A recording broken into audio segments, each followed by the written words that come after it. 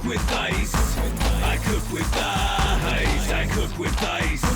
I cook with ice. I cook with ice. I cook with ice. I cook with ice. I cook with ice. Coke Machine For Real Fishing, January 5th. Just threw down one of my favorite starter baits. It's a rattler. Put a little salted minnow on there. It's about 0 degrees. There was some freezing mist earlier. And you guys probably aren't gonna believe it, but I walked out maybe another 100 yards from where I did the ice measurement for the contest. And get this, I measured 7 inches. So it's getting less and less. Anyway, all my neighbors around me all have their huts up, so it can't be that bad. I've seen quite a few people ripping around on sleds, and there were some dudes on an Argo here out on the weekend. They were ripping pretty hard. As I recall, you know, you can really get those things spinning, I guess. And they were definitely maxing that out. You guys are probably asking yourself, so what happens to the ice reports now that the season has started? Well, I'm gonna be fishing more, but what I'll try to do is come out a couple of days a week, give you an ice report, fish a little bit, shoot the shit, that kind of stuff, you know? It's like I could make long videos or I could keep them short, whatever. I'll get you all the news right up in the beginning about ice thickness and conditions. Oh yeah, I forgot to mention, there's about 8 inches of snow. The water is definitely coming up through the ice. I guess the weight of the snow is pushing the water up. So when you pop a hole, water's gonna come up. You know, expect it. And of course around the cracks, and there's a few of them, there's water coming up. And there's a few slushy spots here or there. But right now I'm on a place that's basically all black ice. Aside from the water coming through the hole, it was pretty dry. Like I said though, it's a little bit damp out. There's still a bit of a drizzle going on, freezing drizzle. Nothing too serious though. Nothing I can't handle. Got out fishing one day with the boy, but nothing was biting. 'Tis the game, 'tis the game. There's been a few people who have been asking me to shout them out, and this whole ice competition has kept me so busy. So I'd like to thank Darren Carriere for purchasing a hoodie. Hope you enjoy it. I'd also like to thank Jennifer Perry, Adam Myers. This Adam guy is hitting me in a good way all over the place. He hit me with cash for I Cook with Ice, and he just bought himself a couple of Cook with Ice shirts. Thanks a million there, Adam. It really hits the spot, buddy. We also got Curtis Heavens. That's a delightful name, Curtis. Thank you, all you guys, for your purchases. And there have been a few more purchases on I Cook with Ice. Again, it's all through emails. Like I only get like people's emails, and I'm sure you don't want me giving out your email.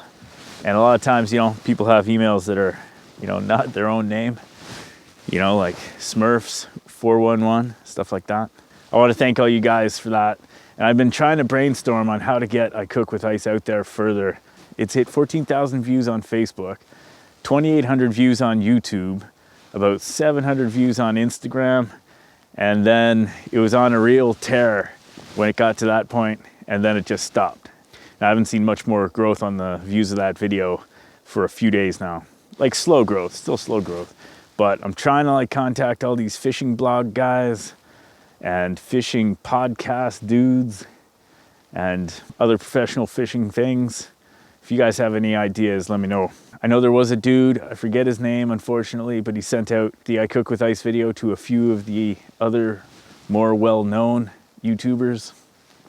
So I'm fishing after my shift here. I'm gonna be going to bed as soon as I go in. So I don't have a lot of time to fish. So I gotta pull out all the big guns right away. So what kind of lures do you guys like to start with? I always like going with the rattlers first. Maybe that's a wrong move. I know a lot of people just start with the old hook and minnow, and that is a classic that cannot fail. I haven't had a chance to get any minnows yet. Time, you know? Time, lockdowns, babies. Wish there was somewhere I could just catch the minnows. Ooh, looks like we're seeing a lot of play in the water there. midway up the column. Let's see if they're fish. So I got my Garmin Striker 4 running here.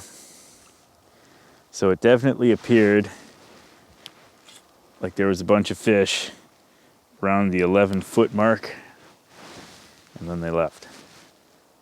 So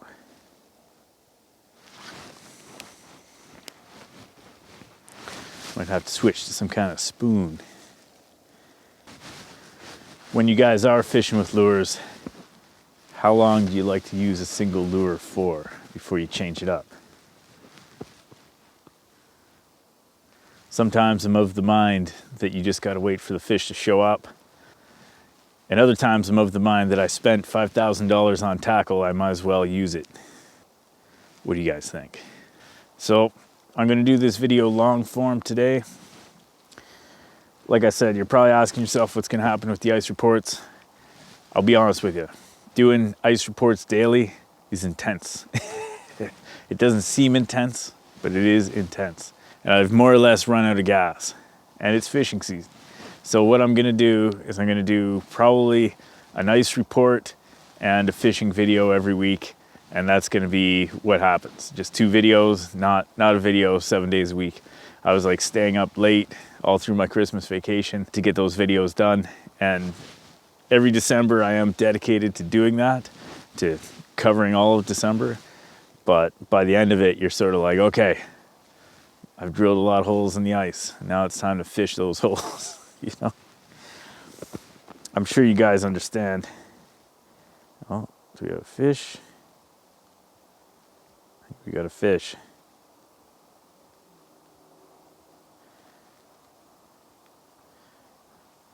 Bite it. Another rig I like to throw, small golden spoon with a chunk of minnow on it. Fish is following it all around. Doesn't want to bite it. Not hungry enough, I suppose.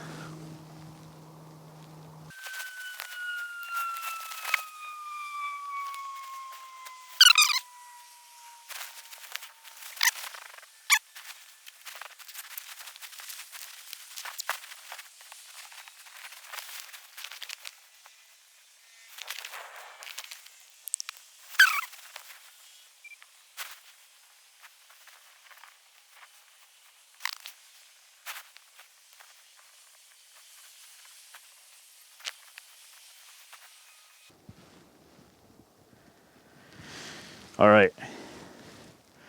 So a dude by the name of Nigel has asked me to give him the spoon blessing.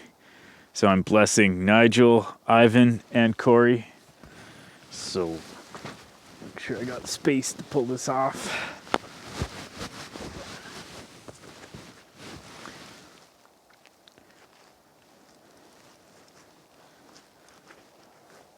All right. There it was, okay? That was it. Yeah, I wish you guys good luck fishing.